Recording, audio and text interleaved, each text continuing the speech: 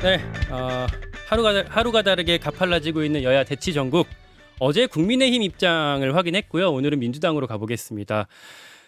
저는 이분을 뵐 때마다 이런 노래 가사가 떠올라요.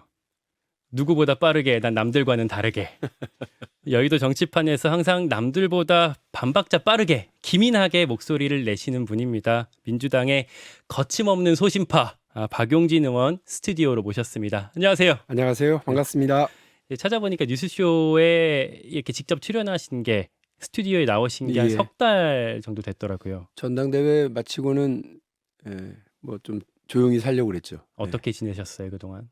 지금은 이제 국회의원으로 돌아가서요. 제가 뭐 이미 6년 전부터 매달리고 있었던 그 삼성그룹 전체의 지배구조의 투명성, 합법 경영을 뭐 만들어내기 위한 그 삼성생명법 관철을 위해서 집중적으로 노력하고 있는 중입니다. 입법 과제에 매진하셨다. 예. 그러니까 지금 말씀하신 생명법, 그러니까 정확히는 보험업법 개정안이 그렇습니다. 되는데 오늘 정무위 법안 소위에 상정이 된다라는 관측들이 나오고 있더라고요. 예, 아주 반가운 소식이죠. 법안에 관한 얘기 좀 쉽게 짧게 설명해 주신다면. 뭐 복잡하게 생각하실 건 없고요. 뭐 보험이나 은행 이런 금융회사들은 사실 남의 돈, 고객의 돈을 가져다가 장사하는 곳이잖아요. 예. 그러니까 매우 도덕적이어야 하고 또 엄정한 이런 감시와 규제 속에서 그 돈을 잘 관리해야 되는 자산운용 원칙이라는 게 있습니다.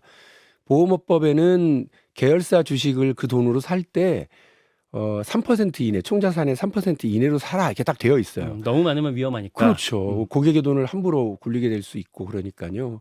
그래서 보니 삼성생명과 삼성화재만 이 법을 어기고 있습니다.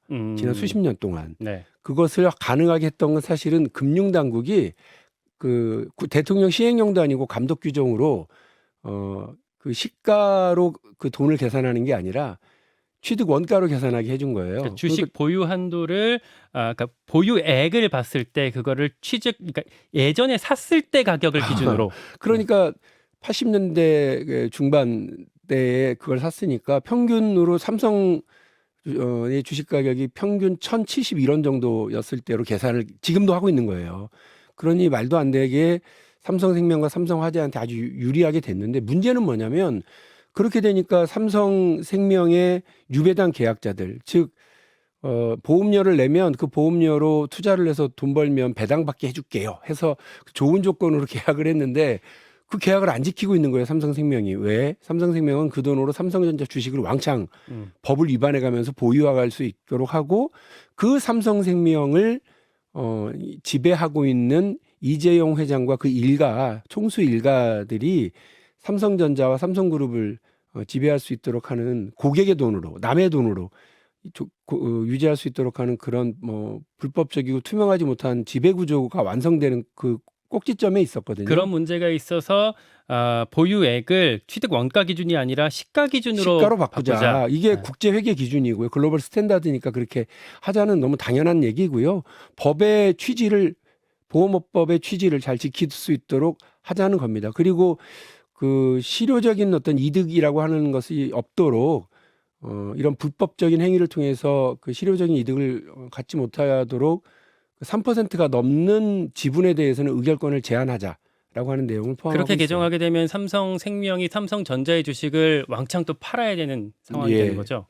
매각을 하게 되는데요. 많은 분들이 우려를 하시죠. 뭐 한 20조 넘는 그 지분이 시장으로 풀려나오면 혼란이 있는 거 아니냐. 그래서 그 법에는 5년에 걸쳐서 하도록 되어 있고 또 금융당국이 판단해서 더 필요하다고 생각하면 2년을 더 할 수 있도록 해서 총 7년 동안 순차적으로 시장에 충격을 주지 않고 매각할 수 있도록 장치가 마련되어 있고요.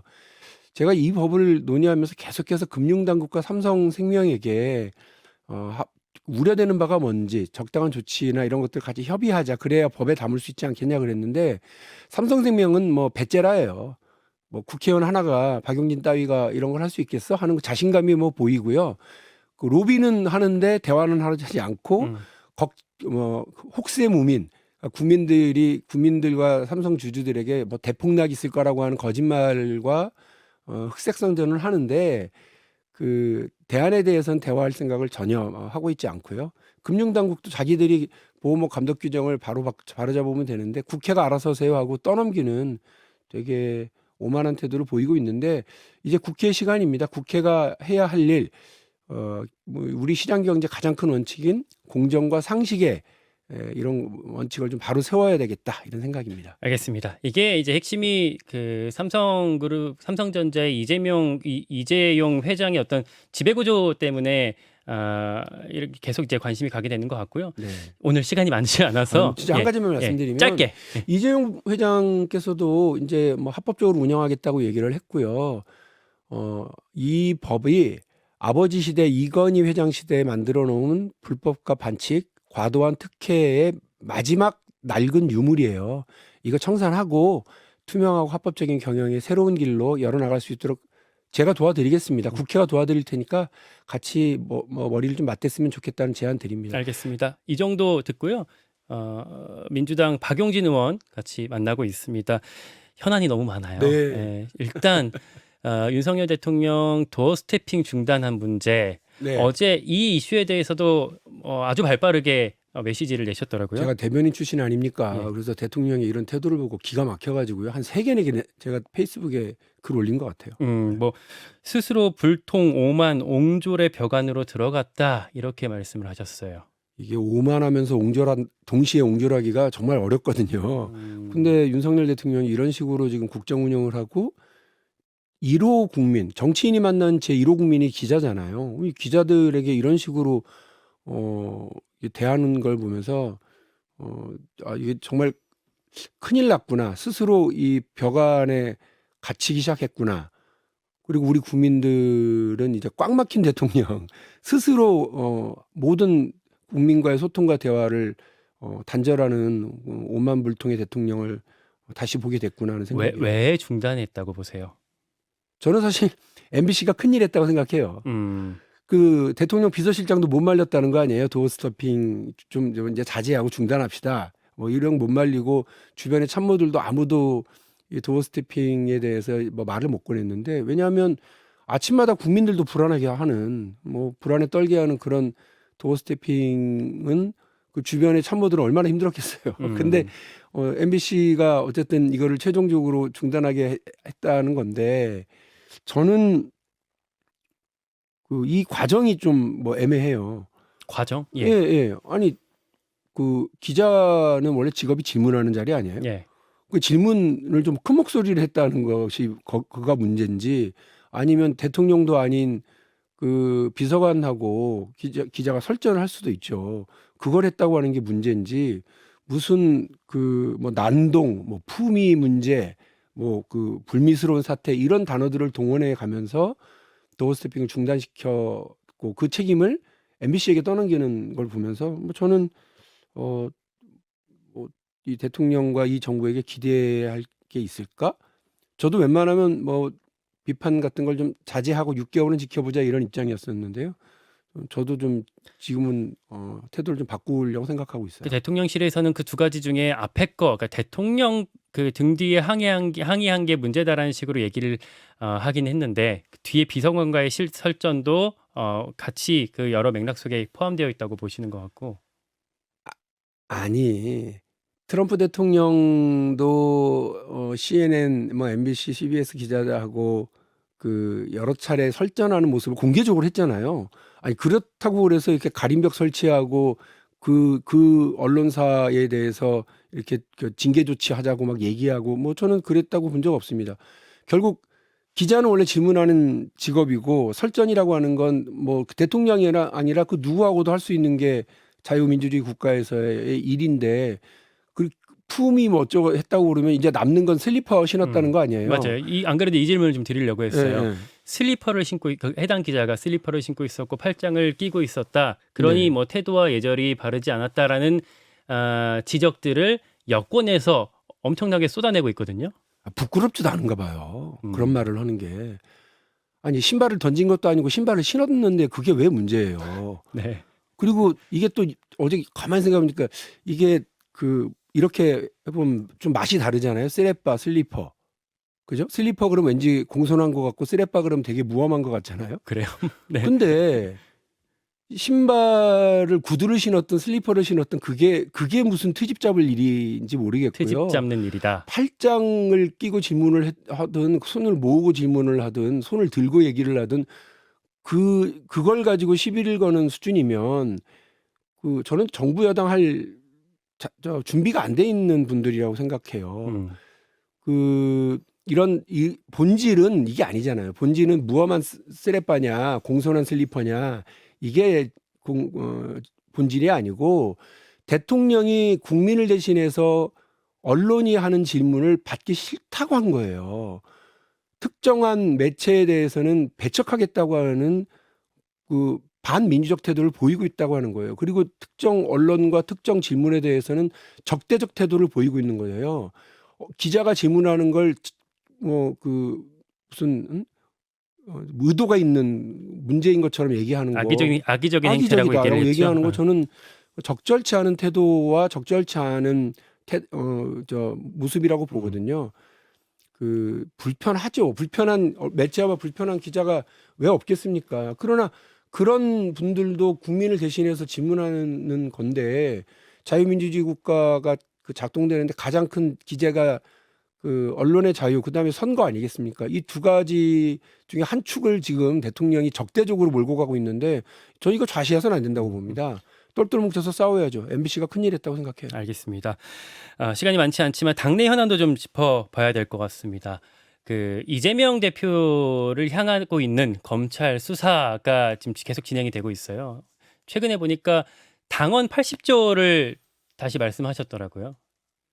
예, 우리 당내 마련되어 있는 일종의 안전장치 아니겠습니까? 그러니까 당의 현역 국회의원이나 당의 구성원들, 당직자들이 이런 불미스러운 일들과 연루가 되었을 때, 그러니까 부정부패랑 관련한 혐의로 기소가 됐을 때 해당 당직자는 이렇게 그 당직을 정지할 수 있다, 이런 규정을 그렇습니다. 말씀하시는 그러니까 이제 건데, 핵심적으로 이 유죄인지 무죄인지 다른 무슨 사람들은 알기가 어렵잖아요. 변호사도 잘 모를 수 있는데, 그러니까 그럴 때 유무죄를 판단하는 것이 아니라 당으로 그 위험이 전파되지 않도록 하기 위한 일종의 안전장치로 그런 조치가 있고, 이건 국민의힘에도 이런 비슷한 조항이 있습니다. 그래서 당에서는 지금 김용 부원장이 기소가 됐어요. 예. 이걸 판단하는 시점이 기소한 시점입니다. 그래서 정진상 실장에 대해서는 아직 이거를 판단할 시점은 아니고요. 김용 부원장에 대해서는 이걸 판단할 시기가 됐다는 게 저의 판단이고, 당의 안전장치이기 때문에 이 당내 마련된 절차를 점검하고 가동시킬 시기가 된 거 아니냐라고 저는 공개적으로 판단하고 있습니다. 이 당원의 3항을 보면, 그러니까 80조 3항을 보면 예외 규정을 이제 있어요. 추가로 마련한 네. 거잖아요. 그러니까 정치 탄압 같은 부당한 이유가 있다고 인정되면 다르게 판단할 수 있다라는 이 규정을 들어서 지금의 당 지도부는 그 1항에 해당하지 않는다라는 취지로 지금 브리핑을 하고 있더라고요. 아니요.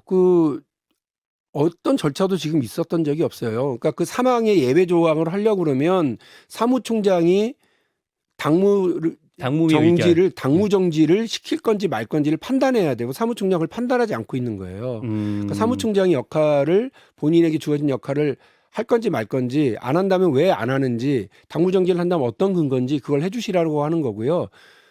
그냥 그런 판단은, 당내 마련되어 있는 절차적 판단은 하지 않고 정치 탄압이다라고만 얘기하기에는 저희가 그동안 우리 민주당이 이런 비슷한 일들에 대해서 대처해 왔었던 것과는 조금은 다른 결이기 때문에 안전장치를 작동시킬 상황이 왔다. 80조에 대해서 적용 여부를 판단하시라라고 말씀을 드리겠습니다. 당내 움직임을 보면 지금 이렇게 이른바 비명 혹은 친문, 친명, 이 사이에 아직 겉으로 봤을 때는 단일 대우가 좀 유지되고 있는 것 같은데, 물밑에서는 다른 움직임들이 있나요? 저는 지금 아직 이재명 대표에게 직접적으로 수사의 칼날이 들어갔다고 생각하지 않고 있고요. 남욱 변호사가 어제 재판에서 이야기한 문제도 그냥 추측과 전언, 정황에 대한 자기 해석이에요. 그러니까 그런 문제가 또 왜 입장을 바꿨느냐고 하니까 그 겁이 나서 솔직히 말을 못했다고 얘기하면 지금은 뭐인가 겁을 먹고 그렇게 얘기하고 있는 건 아니냐 그렇게 생각할 수도 있는 거 아니에요. 그래서 수사도 재판도 더 지켜봐야 될 문제라고 생각합니다. 다만 저는 아주 쿨하게 그 김용원 부원장에 관련해서는 이분이 당직자이고 이분이 어떤 일을 저질렀는지에 대해서 유무죄 여부는 그 수사 진행된 수사를 더 지켜보고 재판을 더 지켜봐야 될 문제지만 당헌 80조라고 하는 당의 안전장치가 있기 때문에 이 조항을 가동시켜서 당이 좀 차분하게 판단해 볼 타이밍이다 이렇게 생각을 하는 거고요. 이거를 그냥 덮어놓고 무조건 그 문재인 정부에 대한 탄압과 그러니까 서해 공무원 또 그 동해 어부들을 돌려보낸 송환 문제까지를 엮어서 이전 정부를 탄압하려고 하는 이 정치 탄압과 또 그 대장동 일당 등에 대한 이 수사를 엮어서 정치 탄압이라고 얘기하는 건 분리 대응해야 된다. 요거 첫 번째고 두 번째 분리 대응은 당헌 80조를 통해서 그 이분들의 좀 그 문제가 위험이 당으로 이전되지 않도록 하기 위한 두 번째 분리 대응이 필요한 거 아니냐는 제 생각입니다. 알겠습니다. 쿨하게 오늘 보고 오후에 있습니다. 의원총회가 있던데 뭐 이런 역할들도 당내에서 목소리 많이 내주시길 기대하고요. 시간이 없어서 오늘 여기까지 듣겠습니다. 민주당 박용진 의원이었습니다. 고맙습니다. 감사합니다. 김현정의 뉴스쇼는 시청자 여러분의 참여를 기다립니다. 구독과 좋아요, 댓글 잊지 않으셨죠? 알림 설정을 해두시면 평일 아침 7시 20분 실시간 라이브도 참여하실 수 있습니다.